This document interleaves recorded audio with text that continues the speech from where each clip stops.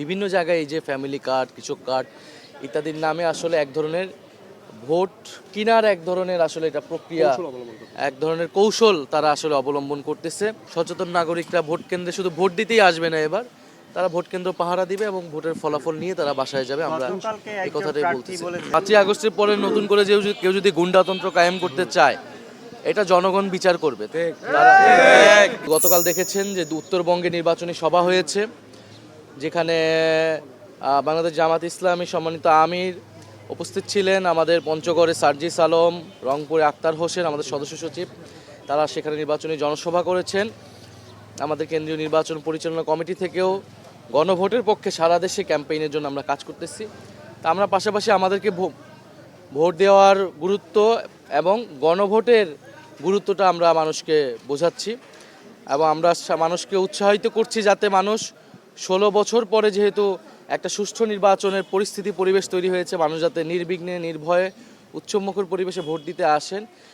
এবং কারণ এবারের ভোটটা একেবারেই নতুন এবং বাংলাদেশের ভাগ্য পরিবর্তনের ভোট, যেহেতু গণভোটও একসাথে হচ্ছে, মানুষ যাতে এই ভোট কোনোভাবেই এই ভোট প্রদানে ভয় না পায়। কারণ আমরা দেখছি বিভিন্ন এলাকায়, ইভেন আমার এলাকাতেও এক ধরনের ভয়ের পরিবেশ তৈরি করে রাখা হয়েছে এখানে, এবং এখানে কোনো ধরনের আচরণবিধি এর আগেও মানা হয়নি, এখনও মানা হচ্ছে না। পোস্টার থেকে শুরু করে এই বিদ্যুতের তারে পোস্টার ঝুলানো হচ্ছে, এবং আমাদের যেই ব্যানার বা বিভিন্ন জায়গায় আমরা আচরণবিধি মেনে যতটুকু আমরা প্রচারণা কার্য করছি, সেখানে বাধা দেওয়া হচ্ছে, ব্যানার ছিঁড়ে ফেলা হচ্ছে। এবং আপনারা দেখেছেন ইতিমধ্যে ইলেকশন কমিশনের চাপ প্রয়োগ করে গণভোটে প্রচারণার জন্য শোকজ তারা নিয়ে এসেছেন বিএনপির পক্ষ থেকে, অথচ তারা নিজেরাই আচরণবিধি কিন্তু কোনোভাবেই মানছেন না।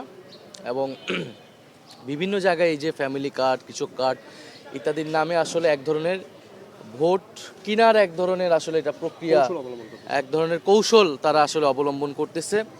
এটা আসলে কিন্তু মানুষ আসলে এটাতে আসলে অত রেসপন্স করতেছে না। আমরা মানুষের সাথে কথা বলতেছি, মানুষ আসলে এগুলো বিশ্বাসও করতেছে না। কারণ মানুষ এর আগেও এই ধরনের মিথ্যা প্রতিশ্রুতির কথা বিভিন্নভাবে শুনেছে। মানুষ আগের থেকে যথেষ্ট পরিমাণ সচেতন। মানুষ আসলে প্রশ্ন করে, আমাদেরকে প্রশ্ন করে যে একটা প্রতিশ্রুতি দিলেই হয় না, কিভাবে সেটা বাস্তবায়নযোগ্য হবে।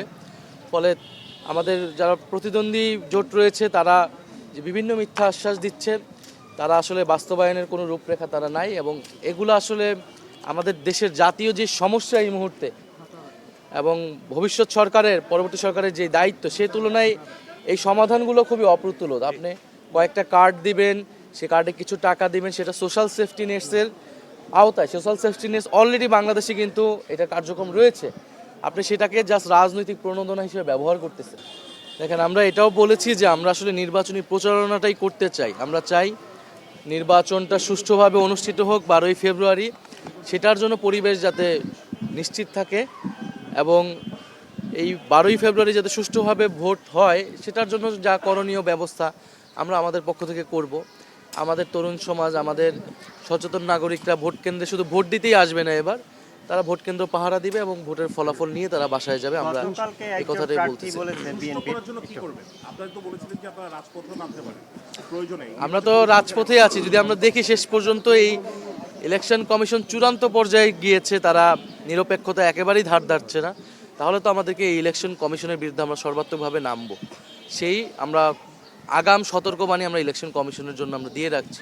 আমি কি অ্যাড করতে চাই যে গতকাল বিএনপির একজন প্রার্থী বলেছেন যে ঢাকায় জামাতের এবং আপনাদের যে 10 দলীয় জোট, তাদের জামানত হারানোর সম্ভাবনা আছে। আরও একটা কথা বলেছেন যে ওনারা যদি ডাক দেয় রাজপথে আসে, তাহলে আপনারা 1 সেকেন্ডও রাজপথে থাকতে পারবেন না। এই বিষয়ে আপনার মন্তব্য? এখন 5ই আগস্টের পরে নতুন করে কেউ যদি গুন্ডাতন্ত্র কায়েম করতে চায়, এটা জনগণ বিচার করবে। তারা অলরেডি এটা করেছে, মানুষকে ভয় দেখাচ্ছে। এলাকায় যারা আমাদের শুভাকাঙ্ক্ষী, সমর্থক, আমাদের কর্মী রয়েছে, তাদের তালিকা করছে, তাদেরকে তুলে নিয়ে যাওয়া হবে ইলেকশনের আগে, তাদের নামে মামলা দেওয়া হবে বা নির্বাচনের পরে তাদেরকে দেখে নেবে, এই ধরনের হুমকি কিন্তু দেওয়া হচ্ছে অলরেডি। আমাদের যারা শুভাকাঙ্ক্ষী, সমর্থক, এইসব হুমকি তোয়াক্কা না করেই কিন্তু কাজ করতেছে।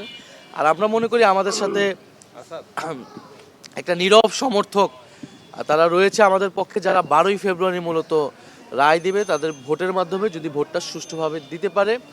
এবং সব কিছু তো আসলে জনগণই ঠিক করবে। 12ই ফেব্রুয়ারি দেখা যাবে যে আসলে কাদের জামানত থাকে এবং কাদের থাকে না।